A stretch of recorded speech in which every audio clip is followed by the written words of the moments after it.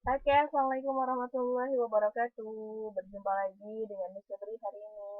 Mudah-mudahan semua dalam keadaan sehat dan tetap semangat belajarnya, oke? Nah, sekarang hari ini kita akan lanjutkan lagi pembelajaran kita masih di bilangan akar, oke?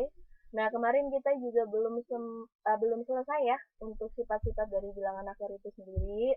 Nah, sekarang Miss Febri akan lanjutkan untuk bilangan akar bagian ketiga, oke? Nah, sekarang kita mulai saja. Oke, untuk sifat-sifat bilangan akar, kan ada 5 ya, kemarin kita sudah di posisi sifat yang keempat, nah sekarang kita masuk ke sifat yang kelima. Nah, di sini untuk sifat yang kelima, kemarin kan yang keempat itu adalah operasi perkalian pada bilangan akar. Nah, sekarang kita masuk kepada sifat yang kelima ya berarti operasinya adalah pembagian. Oke, di sini apabila ada bilangan akar A akar C dibagi B akar D, maka bilangan yang depan si A dan si B ini tinggal kamu bagi saja. Jadi yang bilangan depan atau angka depannya A tinggal kamu bagi B. Jadi seperti ini. Kemudian yang bilangan akarnya ya sama bilangan akarnya dibaginya. Berarti yang akar C nanti ya kamu baginya sama yang bilangan akar D. Maka tulisannya seperti ini.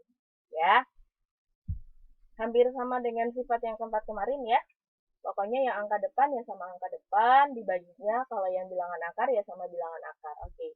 Nah, sekarang perhatikan contoh di bawah ini. Misal Miss Febri punya contoh yang pertama, ada bilangan 20 akar 24 dibagi 4 akar 3. Nah, ini operasinya sesuai dengan sifatnya yang kelima ya, yaitu pembagian. Di sini langkah pertama, tadi masih ingat ya untuk sifatnya yang bisa dijelasin barusan. Berarti kalau ada soal seperti ini, yang angka depan 20, kamu bagi saja langsung dengan si 4. Ya, berarti 20 dibagi 4, maka hasilnya nanti adalah 5. Terus kemudian yang bilangan akar, si 24, tinggal kamu bagi dengan akar 3, itu hasilnya adalah akar 8. Kan akar 24 dibagi akar 3 ya akar 8. Nah, setelah seperti ini, kamu cek apakah bentuk akarnya dia sudah paling sederhana atau belum.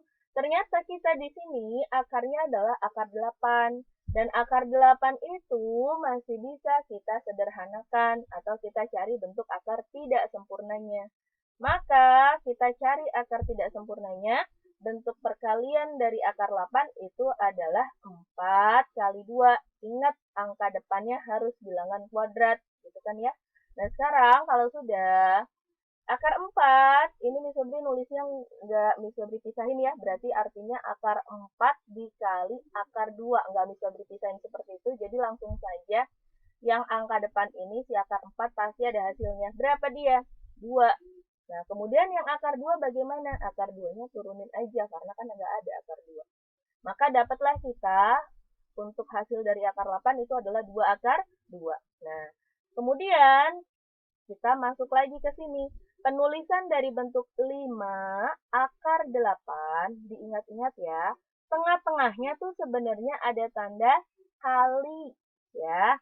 Jadi penulisan bentuk 5 akar 8 itu sebenarnya di tengah-tengahnya ada tanda kali ya yang memisahkan antara angka 5 dengan si akar 8. Maka bisa kita tulis 5 kita turunin dulu dikali ya akar 8 kita ganti, tadi hasilnya kita dapat adalah 2 akar 2. Maka kita tulis di sini menjadi 2 akar 2. Kalau sudah, maka ini si angka depannya 5 kali 2 itu bisa kita hasilkan, yaitu 10. Kemudian akar 2-nya tinggal kamu turunkan saja. Ya. Jadi hasilnya adalah 10 akar 2. Jadi seperti itu. Nah, akar 2 sudah paling sederhana berarti sudah selesai. Ya. Itu untuk contoh yang pertama. Mudah-mudahan bisa dipahami sampai sini ya. Nah, kemudian kita berlanjut ke contoh yang kedua. Di sini Miss Febri tulisnya dalam bentuk variasi soal bilangan akar. ya. Jadi kalian lihat di sini untuk bentuk-bentuk variasi soal untuk bilangan akar. Yang pertama, misalkan ada soal seperti ini. Akar 300 dibagi akar 6. Nah, kalau seperti ini, maka ini kan pembagian bilangan akar ya. Kebetulan memang dia dua-duanya tidak punya angka depan ya. Berarti langsung saja kamu bagi akar 300 dibagi akar 6. Kita tulis dulu. Nah, ini sudah. Kemudian hasilnya, ini kan sama saja, coba 30 bagi 6 kan 5. Masih ada nolnya 1, berarti hasilnya adalah akar 50. Nah, akar 50 ternyata kalau kita cek, dia sepertinya masih bisa kita rubah menjadi bentuk akar tidak sempurna kan ya? Nah, berarti kita rubah. Si akar 50 ini kita cari akar tidak sempurnanya. Ternyata bentuk perkaliannya itu adalah akar 25 kali 2. Nah, 25 ingat depannya pokoknya harus bilangan kuadrat. Akar 25, di sini akar 25-nya ini kan ada hasilnya, ya. Sedangkan yang akar 2 nanti nggak ada nih. Berarti nanti tinggal diturunin aja. Akar 25 itu hasilnya adalah 5. Terus yang akar 2 ya turunin aja. Berarti hasilnya, hasil akhirnya adalah 5 akar 2. Jadi seperti itu, ya. Terus kemudian bentuk soal yang kedua di sini lihat. Ada soal 12 akar 15 dikali akar 24 dibagi 3 akar 10. Nah, ini sudah dicampur ya antara sifat perkalian dengan sifat pembagian. Jadi sudah dicampur operasinya antara kali dan bagi. Nah, kalau seperti ini, cara mudahnya kalian boleh tuliskan bentuk soal jika sudah ketemu operasinya ada kali, ada bagi.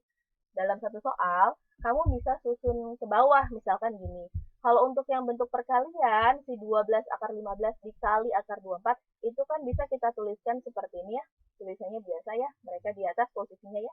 Nah, pada saat dibagi, nah tanda baginya ini kamu ubah saja menjadi per. Nah, seperti ini. Jadi kita nulis 3 akar 10-nya dia posisinya di bawah. Karena kan bentuknya adalah pembagian. Sampai sini paham? Jadi kalau sudah ketemu operasinya kali atau bagi dan kalinya sudah dalam satu soal, udah campuran, ya sudah berarti kita susun seperti ini aja ke bawah gitu. Kalau perkalian pasti posisinya kan di atas. Kalau bagi baru kamu ubah jadi per, angkanya itu berapa kamu letakkan di bawah ya. Nah, kalau sudah seperti ini enak nih, bisa kita coret-coret aja. Maksudnya dicoret-coret gimana, Miss? Maksudnya, yang angka depan, seperti angka 12 dengan si angka 3, ini Miss nanti nyebutnya angka depan ya. Kalau si angka 12 dengan si angka 3, itu kan sama-sama angka depan. Itu nanti bisa kamu coret. Yang penting syaratnya satu di atas, satu di bawah. Kan kalau nyoret kan gitu kan, menyederhanakan kan? Atas sama bawah kan bisa dicoret ya. Nah, terus yang bilangan akar ya nanti sama bilangan akar dicoretnya. Yang mana misalkan akar 15 sama akar 10 boleh dicoret. Atau akar 10 sama akar 24 itu juga boleh dicoret. Tapi boleh nggak Miss 3 sama si akar 24? Ini 3 kan angka depan. Ya yang 24 bilangan akar. Boleh dicoret nggak? Nggak boleh. Jadi harus sesuai. Kalau angka depan yang dicoretnya sama angka depan. Kalau yang bilangan akar ya coretnya harus sama bilangan akar ya. Nah, sekarang kita mulai. Berarti di sini kalau kita lihat angkanya, ternyata si 12 bisa kita coret dengan si 3. 12 bagi 3, maka hasilnya adalah 4. Kita tulis di atas ya. Nah, yang 3 ini habis kan? Sebenarnya tinggal 1 kan, cuma bisa beli nggak tulis angka 1-nya ya. Pokoknya habis deh nih. Terus yang akar, sekarang tinggal sisanya bilangan akar kan ya. Nah, ternyata yang akar 15 bisa deh dicoret sama yang akar 10. Yaitu sama-sama angkanya dibagi 5 kan ya. Berarti yang tadinya akar 15, 15 bagi 5 itu hasilnya adalah menjadi akar 3, masih ada sisanya.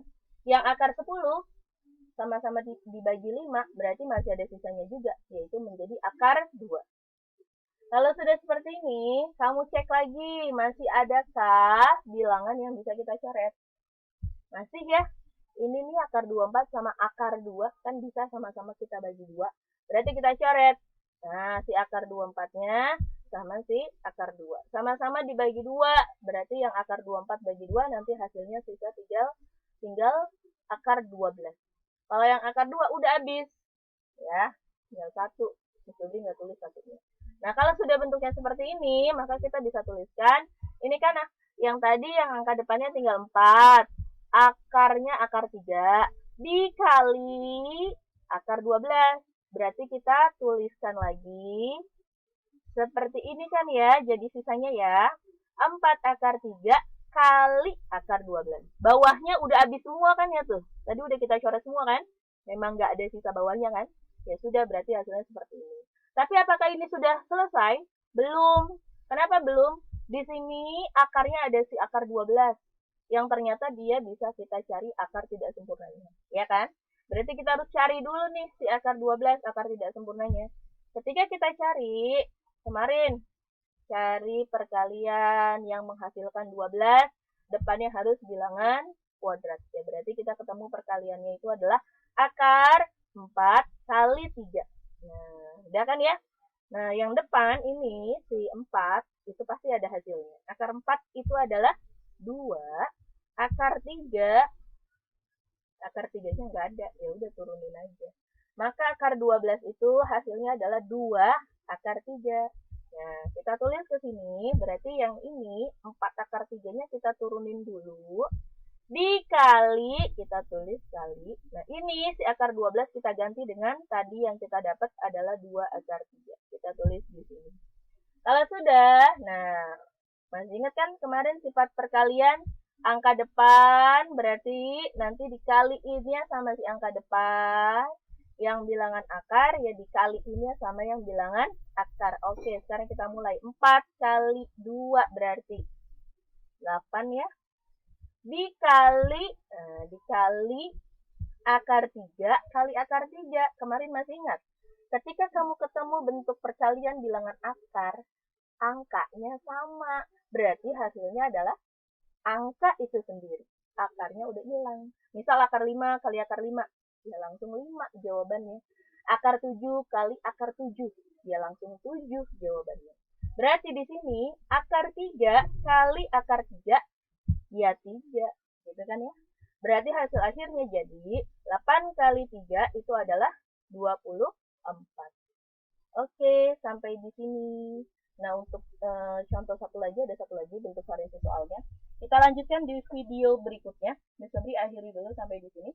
Mudah-mudahan kalian paham, bisa dipahami dengan baik. Kalau memang ada yang belum jelas, bisa langsung tanyakan ke Miss Febri. Oke, Miss Febri tutup dulu.